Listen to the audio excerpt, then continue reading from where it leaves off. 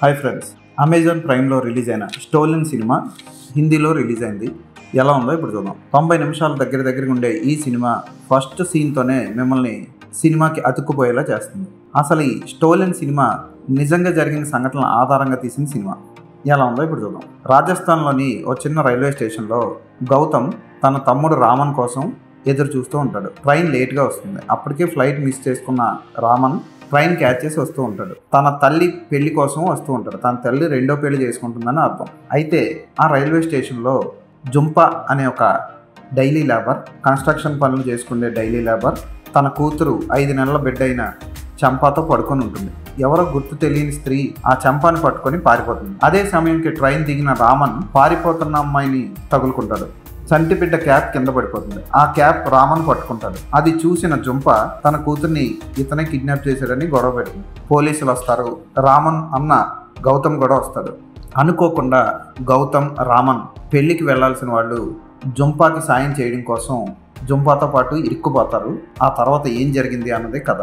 First scene నుంచి last scene వరకు ఇంట్రెస్టింగ్గా సాగే థ్రిల్లింగ్ రైడ్ ఇది. అస్సలు మిస్ కాకండి. మీకు హిందీ భాష రాకపోయినా సబ్ టైటిల్స్తో ఈ సినిమా చూసేయండి. అస్సలు మిస్ కాకండి. కొన్ని షాట్స్ చాలా బాగా బ్రిలియంట్గా తీశారు. జీప్ని చేజ్ చేసుకుంటూ బైకులు వేసుకొని రాజస్థాన్ ఎడారిలో వెంటబడే సన్నివేశాలు అయితే వావ్ అనే రేంజ్లో పిక్చరైజ్ చేశారు. ఒక రాత్రి మొదలైన ఈ కథ మర్నాడు తెల్లవారుజామున వరకు ముగుస్తుంది. ఆ తర్వాత ఉదయం క్లైమాక్స్ జరుగుతుంది. ఆ క్లైమేటిక్ కండిషన్ని, ఆ వెదర్ని అద్భుతమైన లైటింగ్తో పిక్చరైజ్ చేశాడు కెమెరామెన్. అభిషేక్ బెనర్జీ గౌతమ్ పాత్రలో అదరగొట్టేశాడని చెప్పొచ్చు. క్లైమాక్స్లో చంపాన్ని చూసి అతను నవ్వే సీన్ చాలా హార్ట్ఫుల్గా అనిపిస్తుంది. అలాగే రామన్ పాత్ర కూడా బాధ్యతాయుతంగా సాగి అన్నలో కూడా మార్పును తీసుకొస్తుంది. ఇక జుంపా క్యారెక్టర్ అయితే అసలు నిజంగా తనే తల్లి అని అడిగినప్పుడు రామన్కి, గౌతమ్కి జుంపా ఒకటి చూపిస్తుంది. అది చూసిన తర్వాత ఎవడైనా సరే నమ్మాల్సిందే. అది ఏంటి అన్నది మీరే సినిమా చూసి తెలుసుకోండి. పేదల బతుకులు ఇంతేనా అన్న ఫీలింగ్ కలుగుతుంది మనకి. పోలీసు వ్యవస్థ మీద కూడా చిరాకు తెప్పిస్తుంది ఇలాంటివి చూస్తే. నార్త్ ఇండియాలో బాంబే, ఢిల్లీ ఇలాంటి సిటీస్ని మనం పట్టించుకుంటాం, కానీ చిన్న చిన్న పల్లెటూరులో పేద ప్రజల పరిస్థితి ఎంత ఘోరంగా ఉంటుంది. వాళ్ళకి చట్టపరమైన, న్యాయపరమైన సహాయం అసలు అందుతుందా లేదా అన్న ఆలోచన రేకెత్తిస్తుంది ఈ సినిమా. Fantastic cinema. ఫోటోగ్రఫీ అదిరిపోతుంది. బ్యాక్గ్రౌండ్ మ్యూజిక్ సూపర్గా ఉంటుంది. క్లైమాక్స్ వరకు అద్భుతంగా సాగుతుంది సినిమా. ఇక జుంపా పాత్రలో మియా మేల్జర్ ఫ్యాంటాస్టిక్గా చేసింది. ఆవిడికి చేసిన మేకప్ కానీ, డార్క్ స్కిన్ టోన్ కానీ సూపర్ అనిపిస్తుంది. అలాగే పోలీస్ ఆఫీసర్ల పాత్రలో నటించిన వ్యక్తులు కానీ, టీ స్టాల్లో టీ బాయ్ ఈ కిడ్నాప్కి ఎలా సహకరించాడు అన్నది కూడా చూసి మనకి మైండ్ బ్లాక్ అయిపోతుంది. అతను కూడా బాగా చేశాడు.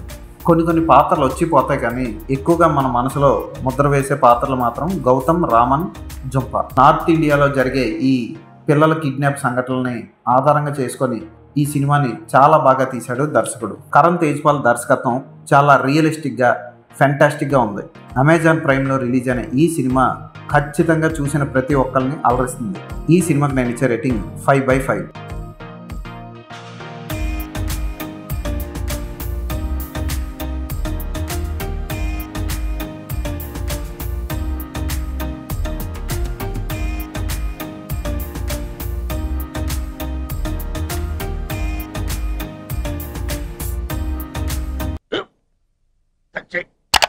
స్కూల్ బెంచ్ లాగా ఎంత గట్టిగా ఉందోరా? కొట్రా, కొట్టు, పర్లేదు, కొట్టు. పెట్టేసింది బాబాయ్. ఏంటి నువ్వు కొడతావా? కమా బిట్ మీ యార్. వద్దు బాబాయ్. వాడిని నేను కొట్టడం లేదమ్మా, వాడినే నన్ను కొట్టమంటున్నాను. నువ్వేం కంగారు పడక్కర్లేదు. అడుగుతావేంటి?